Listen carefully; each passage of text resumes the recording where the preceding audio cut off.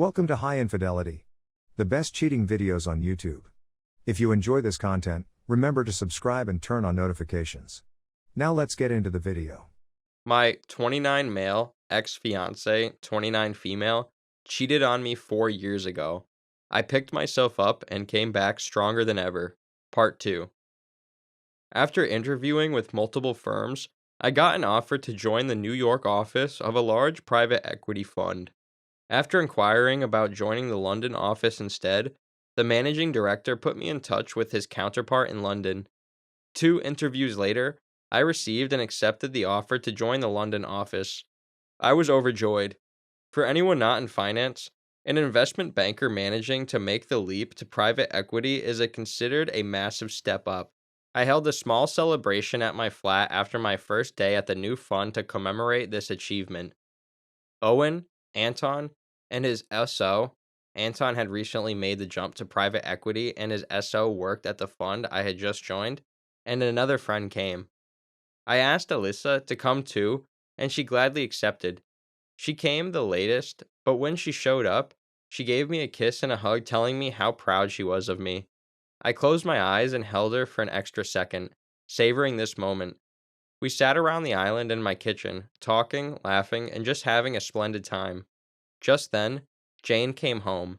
It was 1 a.m. at the time. She could have had a busy day at work, but most likely just finished sleeping with AP. We glanced at the door to see who had just come in, but otherwise didn't acknowledge her presence. Everyone at the table knew precisely what was going on. Alyssa had her hand around my shoulder when Jane got back, but didn't put it down. All of us just continued talking and not letting Jane's presence disrupt our good vibes. Jane tried inserting herself between me and Alyssa, quite awkwardly I might add, but ended up having to sit on my other side. We continued our conversation, pretending that Jane wasn't there. I ignored her too, and had my body turned towards Alyssa the whole time. I could sense that Jane was extremely uncomfortable. At around 2, everyone decided to pop off to go home and get some sleep. I opened the door and showed everyone out, and then after some deliberation, put on my shoes and followed them. Jane asked me where I was going with a tinge of worry in her voice. "I'll be back in a bit," I responded and closed the door before she could respond. I woke up at around 8. Alyssa was still asleep next to me, so I just planted a small kiss on her head and headed home to carry out the final stage of my new plan. I had silenced my phone before going to bed because it was blowing up with text messages and calls from Jane. When I got home, Jane was sitting at the island looking dejected. Her eyes and nose were red from crying. If this was before she had betrayed me, my heart would have been broken for her, and I would have done anything to cheer her up. But after what she had done, I felt nothing, not even a shred of sympathy.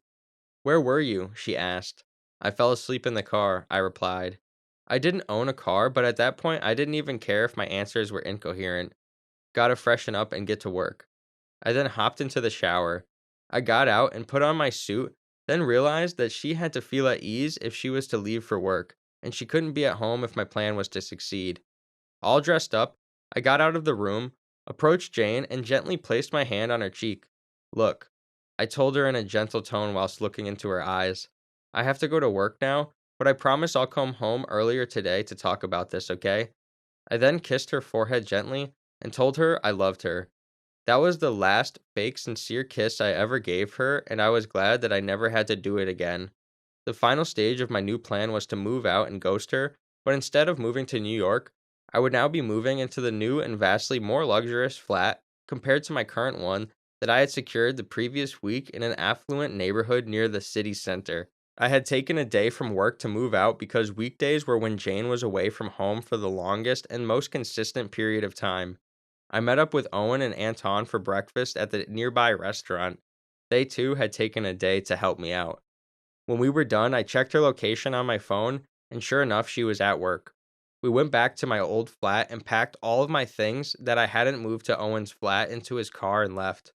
I did feel a little sad leaving the flat that I had called home for the past 3 years, but this was a new beginning, and change isn't always easy. The lease on the old flat was in my name and it expired in 2 months.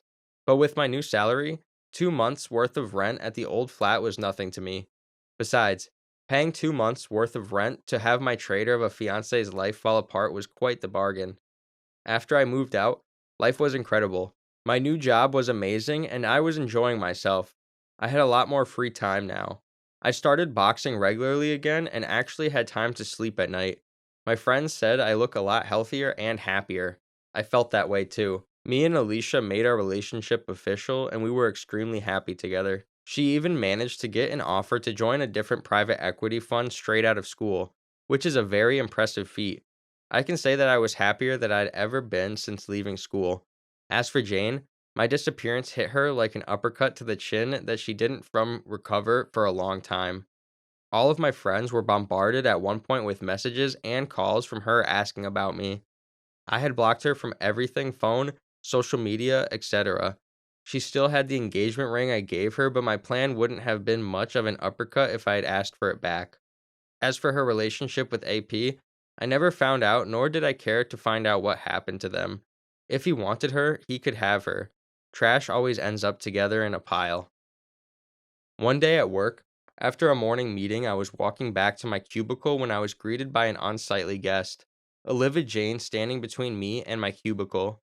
She lunged forward and started attacking me, streams of expletives and vitriol coming out of her mouth while she tried to slap me in the face. I deflected her blows easily. My cubicle mate, Chiara, and another colleague hardly restrained her. She fell onto her knees, sobbing and droning on. I was so worried. I missed you. Where did you go? I love you. How could you do this to me? I calmly took out my phone, found the videos of her and AP getting it on, and played it, shoving the phone in her face. I still find myself laughing at the look of horror on her face when I think of it sometimes. She started hyperventilating. Look, she said through her heavy breathing. I can explain. It's not what it looks like. I couldn't help but burst out laughing the timeline. It's not what it looks like.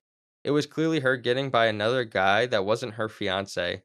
I wanted to yell at her and rub all that she had done to me in her face, but in reality, it'd come across as me trying to convince her that she did something egregiously wrong.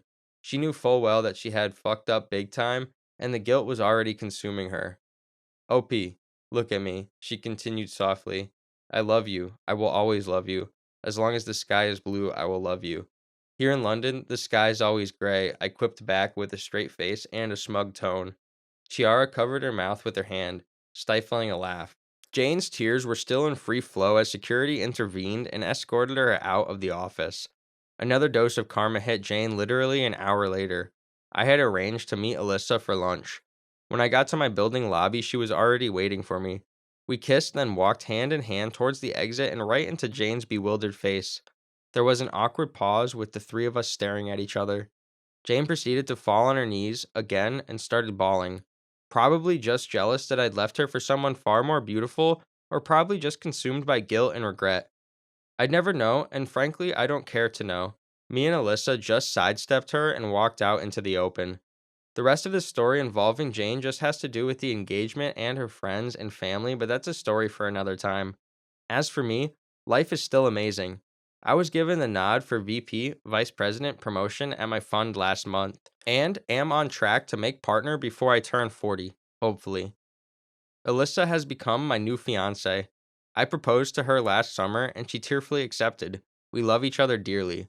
We plan to get married when the pandemic is over and are already talking about having children together. The new lockdown really sucks for everyone, but we are very fortunate to have each other to count on during such trying times. That's my story, guys. I just wanted to share this in order to show that if you're a victim on infidelity, it's not the end of the world. You can always bounce back, level up, and reach new highs that you never thought possible. Have a great day, everyone. Great day.